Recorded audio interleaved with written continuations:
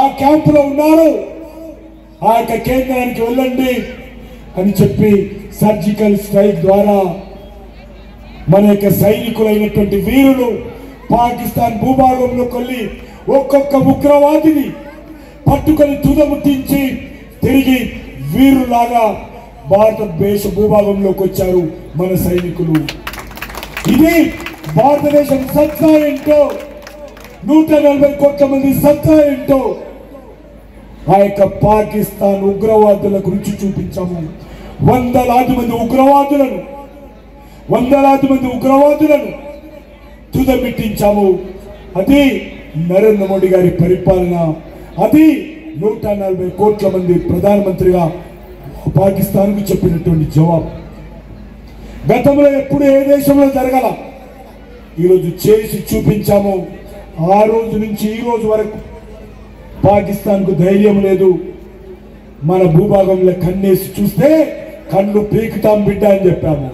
నువ్వు ఒక్కరిని చంపితే నేను 100 మందిని చంపుతాం బిడ్డ అని నరేంద్ర మోడీ గారు పాకిస్తాన్కి హెచ్చరించింది. కాబట్టి ఈరోజు ఉగ్రవాదాలు, అది సర్జికల్ స్ట్రైక్ కానీ ఎయిర్ స్ట్రైక్ కానీ, ఎయిర్ స్ట్రైక్ జరిగినప్పుడు ఒక wing commander, air force wing commander పాకిస్తాన్లో పట్టుబడ్డారు, కేరళకు సంబంధించినట్టు.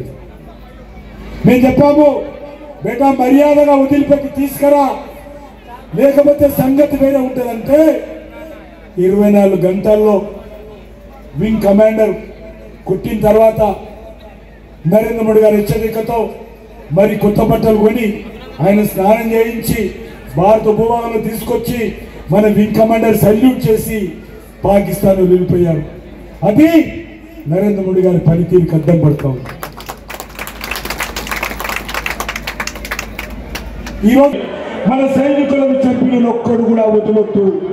ఆడు లష్కర్ తోబా ఉగ్రవాదులయ్యి వాళ్ళందరూ లష్కర్ తోబా హెడ్ క్వార్టర్లో ఉన్నారు, ఆ క్యాంపులో ఉన్నారు. ఆ యొక్క కేంద్రానికి వెళ్ళండి అని చెప్పి సర్జికల్ స్ట్రైక్ ద్వారా మన యొక్క సైనికులైనటువంటి వీరులు పాకిస్తాన్ భూభాగంలోకి వెళ్ళి ఒక్కొక్క ఉగ్రవాదిని పట్టుకొని తుదముట్టించి తిరిగి వీరులాగా భారతదేశ భూభాగంలోకి వచ్చారు మన సైనికులు. ఇది భారతదేశం సత్తా ఏంటో, 140 కోట్ల మంది సత్తా ఏంటో ఆ యొక్క పాకిస్తాన్ ఉగ్రవాదుల గురించి చూపించాము. వందలాది మంది ఉగ్రవాదులను తుదమిట్టించాము. అది నరేంద్ర మోడీ గారి పరిపాలన. అది 140 కోట్ల మంది ప్రధానమంత్రిగా పాకిస్తాన్కు చెప్పినటువంటి జవాబు. గతంలో ఎప్పుడు ఏ దేశంలో జరగల, ఈరోజు చేసి చూపించాము. ఆ రోజు నుంచి ఈ రోజు వరకు పాకిస్తాన్కు ధైర్యం లేదు. మన భూభాగంలో కన్నేసి చూస్తే కళ్ళు పీకుతాం బిడ్డ అని చెప్పాము.